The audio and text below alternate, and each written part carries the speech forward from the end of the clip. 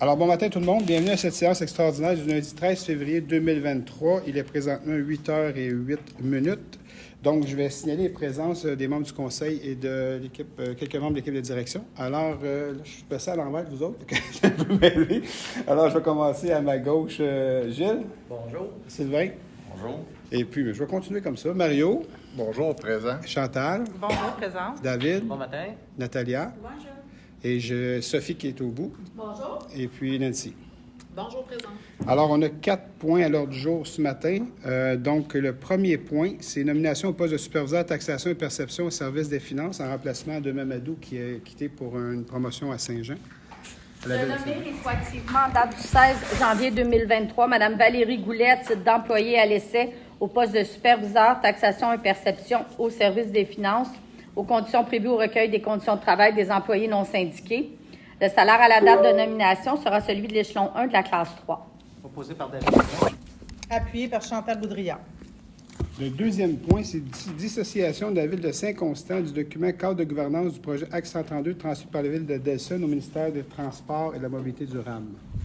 Considérant que la ville de Saint-Constant a à cœur la réalisation du projet de redéveloppement de la route 132 et qu'elle met tous les efforts nécessaires afin que ce dernier se réalise dans les délais fixés, considérant qu'une rencontre a été tenue le 9 décembre 2022 entre Mme Geneviève Guilbeault, ministre des Transports et de la Mobilité durable, Mme Christine Fréchette, députée de Sanguinet et ministre de l'Immigration, de la Francisation et de l'Intégration, M. Christian Dubé, député de la circonscription de la Prairie et ministre de la Santé, et les maires des villes de Delson, Sainte-Catherine et Saint-Constant, concernant le projet de développement de l'axe de la route 132, afin que celui-ci se concrétise à l'intérieur du plan québécois d'infrastructure 2023-2033.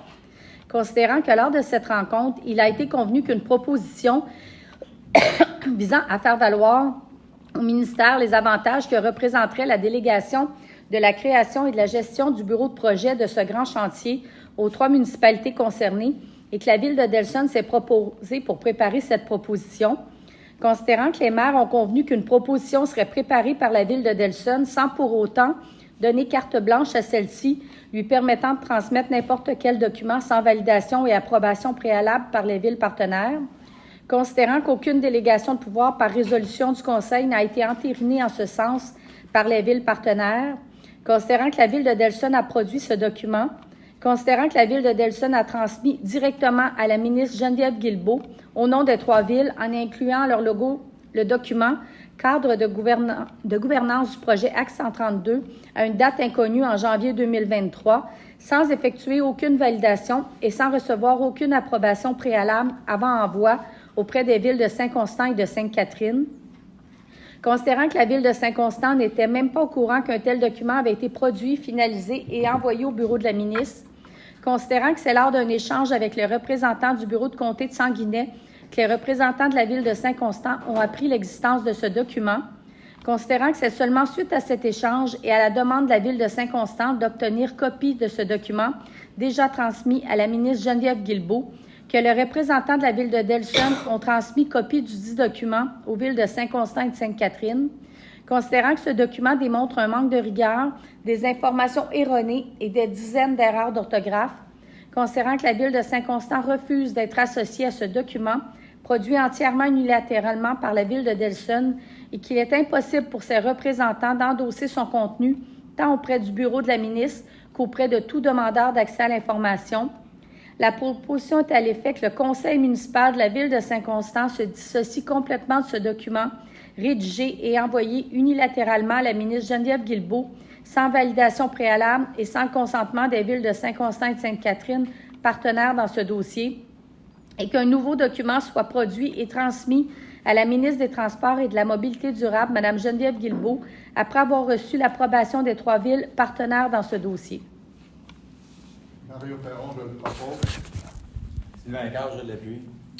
Merci beaucoup. Donc, point 3, position de la ville, résolution de la régie d'exploitation du complexe sportif Sainte-Catherine et Delson. Donc, c'est une demande qu'on a reçue de cette régie par résolution. Alors, je vais lire les considérants ce matin. Donc, considérant que les villes de Candiac, La Prairie, Saint-Constant, Saint-Philippe et Saint-Rémy ont reçu le 31 janvier dernier une demande datée du 4 octobre 2022 de la part de la Régie d'exploitation du complexe sportif Delson-Sainte-Catherine afin que ces villes se joignent au projet sous forme d'inclusion à la Régie ou par le biais d'un partenariat.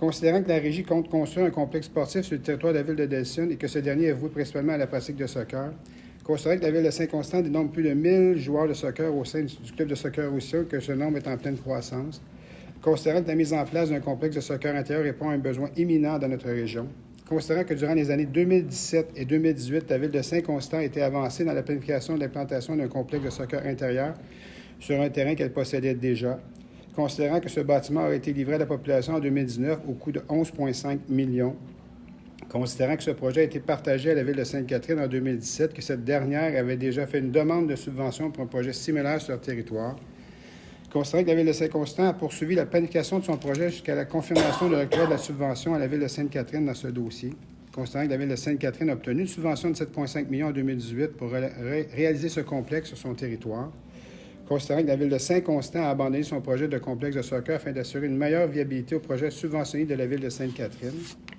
considérant que la ville de Sainte-Catherine a finalement décidé de réaliser son projet subventionné sur le territoire de Delson, considérant que la ville de Candiac et de Saint-Constant possèdent des terrains disponibles répondant aux besoins de telle infrastructure et que la ville de Candiac a déjà offert à l'été 2022 un terrain dont elle est déjà propriétaire adjacent au complexe Deux Glaces de Candiac en bordure de la route 132 à la ville de Sainte-Catherine pour construire ce complexe sportif et ce, sans que cette proposition ne soit considérée.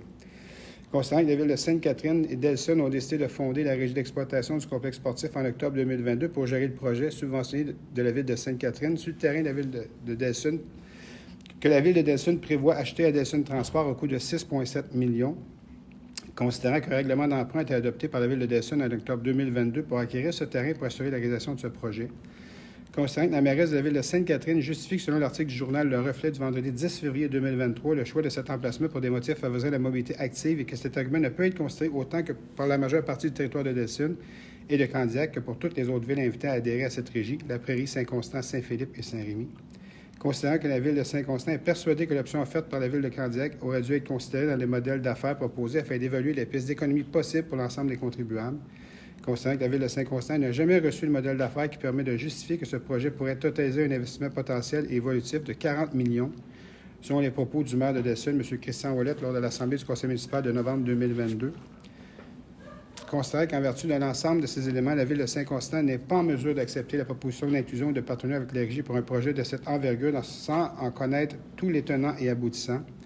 Par conséquent, il est résolu à l'unanimité de décliner cette proposition d'inclusion et de partenariat à la Régie d'exploitation du complexe sportif Sainte-Catherine et Delson-Sainte-Catherine, tant et aussi longtemps que l'ensemble des informations liées au plan d'affaires de ce projet n'auront pas été soumises à la ville de Saint-Constant, et tant aussi longtemps que la proposition de Candiac, via sa contribution en terrain, n'aura pas été prise en considération dans ce dossier. Qui propose?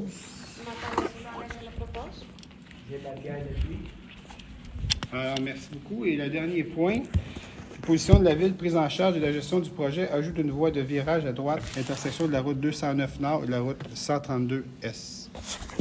Considérant les discussions entre les représentants du ministère des Transports et de la Mobilité durable et ceux de la ville de Saint-Constant, lors de la rencontre tenue le 11 octobre concernant l'ajout d'une voie de virage à droite à l'intersection de la route 209 Nord et de la route 132 S, considérant que le ministère a pleinement le pouvoir de réaliser des projets sur son réseau et dans ses emprises, considérant que le ministère peut déléguer la réalisation d'un projet à un mandataire, considérant que la ville peut agir à titre de mandataire, considérant qu'aucune entente n'est nécessaire avec la ville voisine, soit Sainte-Catherine, où est situé le projet de voie de virage à droite selon le ministère, considérant que cette initiative rencontre donc les prérogatives légales, considérant que le volet des acquisitions sera assuré par le ministère, considérant que la ville de Saint-Constant souhaite agir à titre de mandataire pour la réalisation du projet, il est proposé que la ville de Saint-Constant confirme au ministère des Transports et de la Mobilité durable son accord pour prendre en charge la gestion du projet afin d'accélérer des délais de réalisation. Gilles Lapierre le propose. Chantal Boudria, je l'appuie. Alors, c'était le quatrième et dernier point. Est-ce qu'on a eu, à 5 périodes de questions, est-ce qu'on a eu des questions? Non, tout le monde a vérifié hier à 17 h, il n'y avait aucune période. Aucune question reçue. Parfait. Alors, ça met un terme à la séance extraordinaire de ce matin. Alors, merci beaucoup tout le monde d'avoir été présent et bonne journée.